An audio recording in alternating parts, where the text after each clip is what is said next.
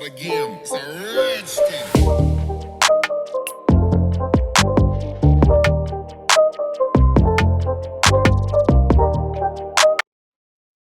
Hello and welcome to another episode of Corgi Town USA. I am Candie. In my lap is Chuckles, our spokescorg. Hi, I'm Catherine, and left at home is my doggy, Digby. Digby's been shunned from the studio today. No, I had errands to run. It just didn't work. Excuses. Anyhow, we do have the entire Corgi committee here. That is, of course, Chuckles, except for Digby. Digby's absent today. But then we have Booger, and we have Mortimer Barnabas, and we also have Tito, little Tito Bandito. He is in his crate because he likes to use the studio as a racetrack and tends to take all of the equipment with him. So he has been banned from the studio. So we got kind of tired of plugging and replugging in and doing all those things. And Yes, we did. I'm sure we'll get back to that pandemonium, but not today. Anyway. And Booger. Yeah, Booger. And You're then, a Booger boy. and of course, our honorary corgi, Indy, is also at home. He's keeping Digby company. He's keeping Digby company. Yeah. He's actually more keeping Star-Lord the cat company because the two of them just go at it. Anyway, so hello and welcome. If you're new here, hi. We have different episodes every week. Every Thursday, we're here for you. Training, grooming, traveling with your corgi, health of the breed, and also just dog parenting lifestyle. Yes. And typically we have guests, but we wanted to just take this moment with the two of us and tackle a specific subject that came to mind from some recent conversations I've had. Yeah. And I like the idea of just the two of us chitting and chatting. So let us know in the comments if you like. Are you sick of us yet? Are you sick of us yet? We've been on for 37 seconds. Are you sick of us yet? 37 seconds and 5 seasons. Yes. Over 100 episodes. Yeah, I know. It's exciting, but never like this. Just you and me. Oh. Just you and okay. So romanticals. Anyhow. I wanted to talk about dog friendly. Not everyone agrees this is a good thing. That's true. Now, if you are listening, viewing, dear listener, dear viewer, you likely agree with us. We like dog friendly. Not always. See, you don't? I do. Well, I do in certain situations. So I'm in Europe a bit. Haven't been in a while, but I was in Europe a lot, specifically Italy, where my family is. Hi, family. Hi. And there's a lot of dog-friendly restaurants there. Mm-hmm. They just love their dogs over there. They bring their dogs to church. I think that's so cool. They bring their dogs to church. And I want to talk about that because I was on the board of trustees of a church here in Phoenix that we were dog-friendly. I don't mind dogs in a certain area, or I don't mind dogs outside, only because of the shedding situation. How are you not used to that being a corgi mom? I know. I'm totally used to it, but not only being a corgi mom, Indy, our honorary corgi, is part Labrador and part Great Pyrenees, which is a mountain dog, which means it's got a lot of hair, which is all over the place. Let's talk about it this way. So I had a conversation recently online. The New York Times, I believe it was, put out an article about how New York specifically is becoming more dog friendly, and dogs are starting to come up in public. Now, let me start this with some anecdotes. So Chuckles is a support animal, and he's actually been fully trained. So that's why he's able to sit in my lap through these podcast episodes. Yes. Listener, viewer, we batch record these episodes for you. So we will sit in the studio for many hours throughout the day, in which Chuckles sits in my lap pretty much like this most of the time with little protest. That didn't come out of the box. I mean, he's been worked with on how to behave in certain situations. Right. So that being said, he's a fully trained animal. Is trained. And he does very well in public. He's used to, for the most part, if we're going to a meetup, that's a little bit different. He sees his friends, he barks, he gets silly. But when we're going in public and it's just him and myself, he's very well behaved. You can trust him in just about every situation. So I took him at one point to a movie theater because we're working on maybe potentially training all the way to the therapy program. And I thought, well, let's litmus test this. Let's see how he does in the theater. It is a different environment, and that's one I haven't exposed him to yet. And he did very well, but I was very hyper vigilant. Now let me let me say this. When I do take him places, I'm very cognizant of allergies. Yes. Okay. People that might be allergic. He is not a hypoallergenic dog. He No. is a Corgi. He sheds. He sheds. Yeah. So I am very careful with trying to make sure we're not intruding on anyone else's good time. Yep. He's well behaved. He likes people. He's friendly, but he's not going to come and clobber you if he doesn't know that you want him. Again, well trained. Okay, so he's well mannered in public. I take him to this movie theater, and I'm casing the theater, looking for a place to sit. And as I'm looking at the audience, I see the little top corner. Okay, we'll go over there. We're out of everybody's way. If somebody is allergic, we're not going to be right in their space. We're going to kind of have some distance. So I go to head up there, and there's a gentleman on the far end of the back row. Okay. And he says to me with profanity, "Are you bleeping kidding me? You brought your dog to the theater. What is wrong with you? I can't believe it." And he just, we did nothing to him. I simply walked up, and I actually saw him and thought, we're going to turn around and go down the other way so I don't have to disturb him. Yeah. I went ahead and disturbed him at that point because I was like, okay, you're not going to be reasonable, whatever. Excuse me, can we get past you? But I told him, I said, he's a service animal. He says, this is stupid. This is ridiculous. I can't believe how people have. We were causing a scene, not because of anything Chuckles did or I did, because this gentleman was so up in arms that he was in the same building that he was. A dog that simply walked up with me on the leash. He didn't jump on him. We did. And I'm cheeky. So I want to say, well, sir, for the duration of the film, he's going to be sitting in your lap. I hope you don't mind. That's why I brought him. Yeah, right. But I didn't do that. We just walked past him and very quiet. And he just kept going on. I mean, for a good, probably solid 5 minutes. I can't believe it. People dropping F-bombs. There were children in the theater. Everybody's looking. I thought, oh my gosh. I understand if you don't agree. I do. I respect that. Not everybody thinks the same way I do. And I want my dogs completely integrated in my life and go everywhere with me and do all the things. And that's why I train them that way. And I shape them to be comfortable in situations so that they are well behaved. And I do train them. They are dogs. They have their own ideas and things, but I do train them to try to be well behaved in most situations to the best of my abilities.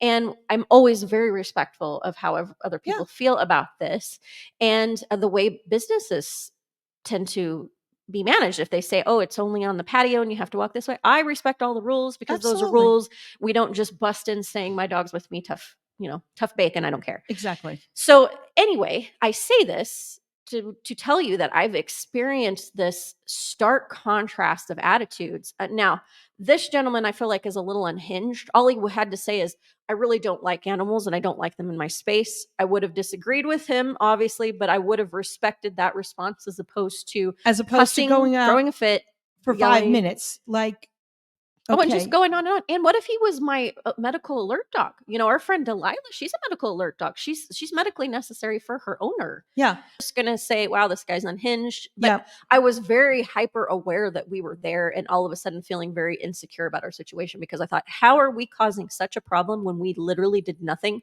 but share the air that he breathed? Well, so that's an extreme case, but I have experienced it. And I think in this same conversation, someone had talked about a restaurant they went into. The lady said, and I respect this completely and see where she's coming from. She said it was a gentleman and his German Shepherd. They brought the German Shepherd food, and I thought, oh, how cute. But she said they brought him eggs, bacon, whole spread, cute. Okay. But then they put it on the table and the dog sat in the booth and ate right off of the table. And the lady said that it kind of ruined her appetite. She had to get up and leave. She's like, okay, I actually understand and respect that. Okay. I mean, we eat with our dogs, right? But I don't let them eat at the table with me right next to me. And if you do, I don't disrespect that, but I do see where this lady's coming from. So balance, I think. And so here's my thing. So, in certain restaurants or small things that I don't necessarily think that a dog should be inside the restaurant, but I on the other side of it, I don't mind. Digby was originally a gift from you because he became my support animal. And my doctor wrote a note that he's a papered support animal. He's a papered and he support supported you through public for many years. He did his job. He did his job. Yeah. Now he's crazy because I couldn't get him to sit still here or anything like that. That was before I trained him. No, yeah. Before he went through the program. But you had him for a while and he was trained. And so like this morning he jumped on the neighbor and he'll do stupid stuff like that. And around other dogs. He's perfectly calm. When he went into stores with me, because he sensed what I was going through and my fears, he was calm for me. Mm-hmm. It's really weird. He did his job. He did his job. He's a support animal, and that's a hot button issue. And I would disagree with it.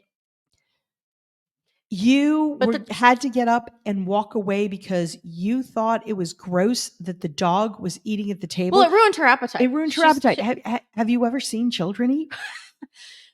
We're getting into some shaky waters here. Yeah. But the topic is not whether you agree or not.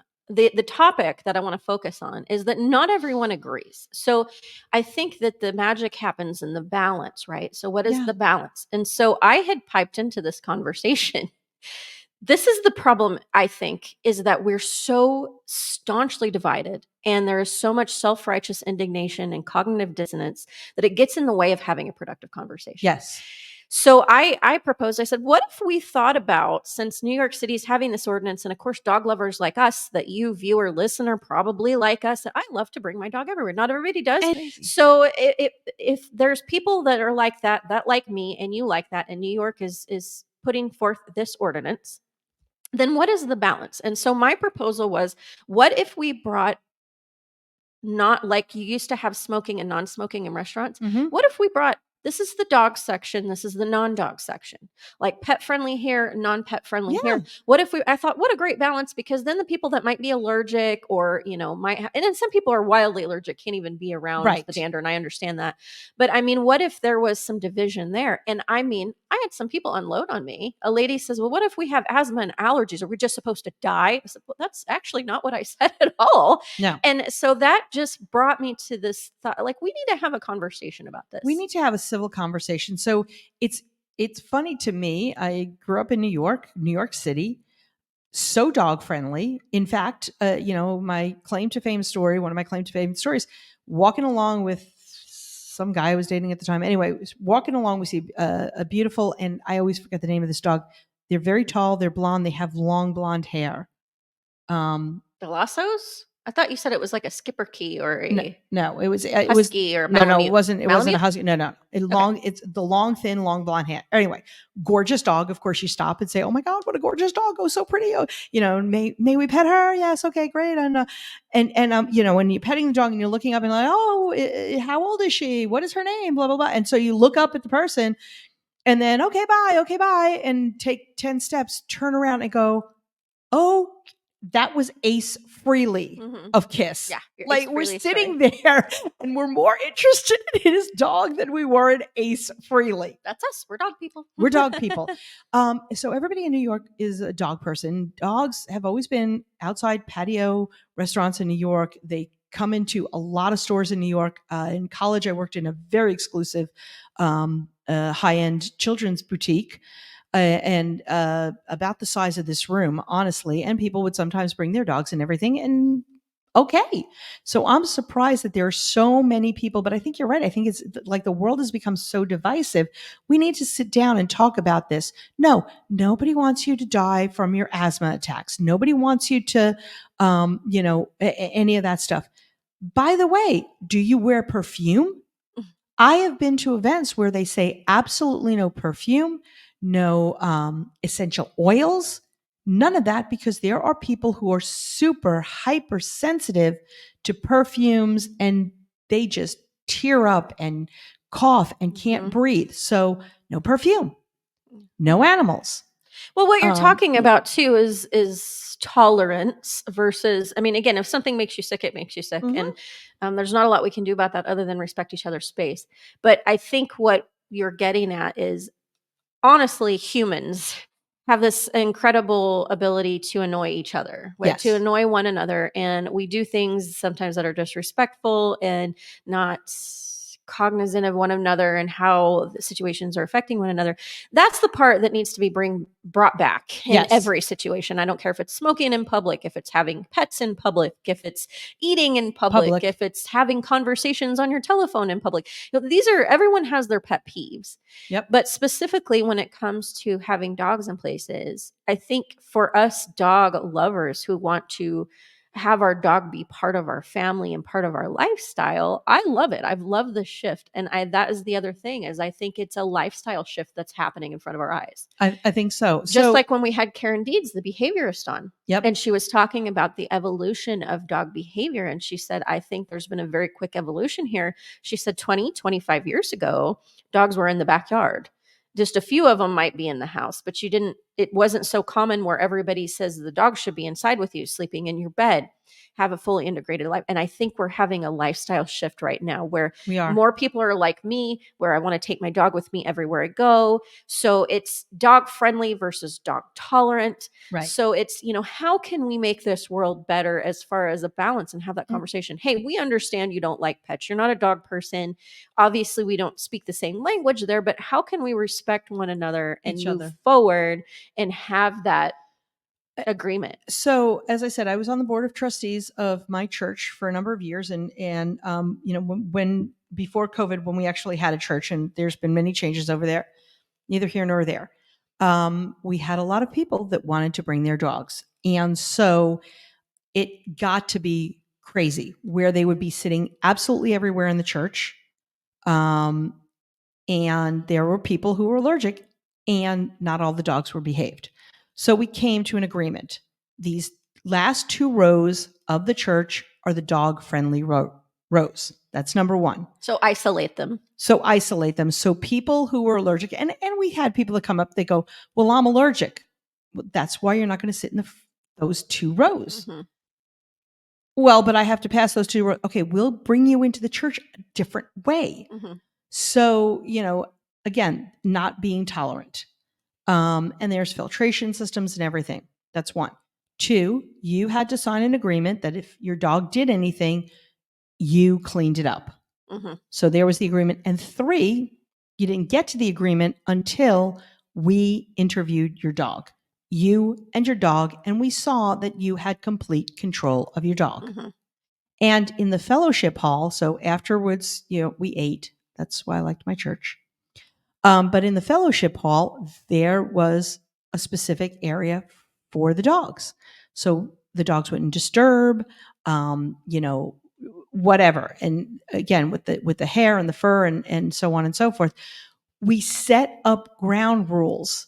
And on occasion, somebody would bring their dog without having the dog interviewed, and it would always be one of those yelpy little dogs. Humans will be humans. Humans will be humans, and we would, politely ask them to please step out. But you had parameters. We had parameters. Mm-hmm. And I think that's what's needed, is some parameters. Parameters and agreements. And again, that's another facet of this, though, is it's the turd in the punch bowl conversation, right? You're going to have the one person that could ruin it for everyone. And yes. So that's kind of where more balance comes in, is, that is part of having pets in public. Not everyone trains their pets. It's just like when we go to the park with our pets. Sometimes we have dogs lunging and attacking us, and we say, why are you taking your poorly trained reactive dog in public around my dog? You are really encroaching upon our situation, right?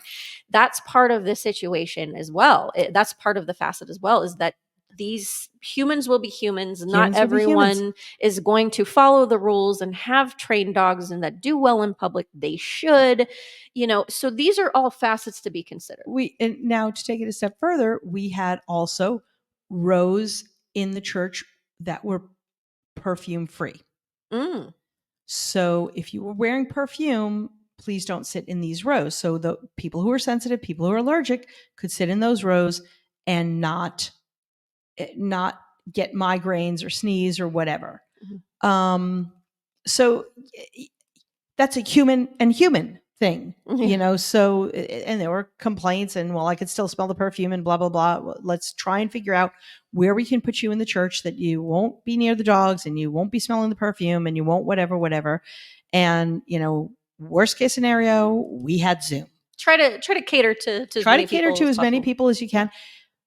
I've said it a million times. I've been in public where I've had parents with children that I had kids run up to me, and just like punch me. Oh no. Violence is not good. No, they just I'm sitting, it was at the airport, and I'm sitting at the airport, and child is, running around and just throwing things and punching things, and mom is just sitting there like la la la la la la la. So do we ban children? Do we?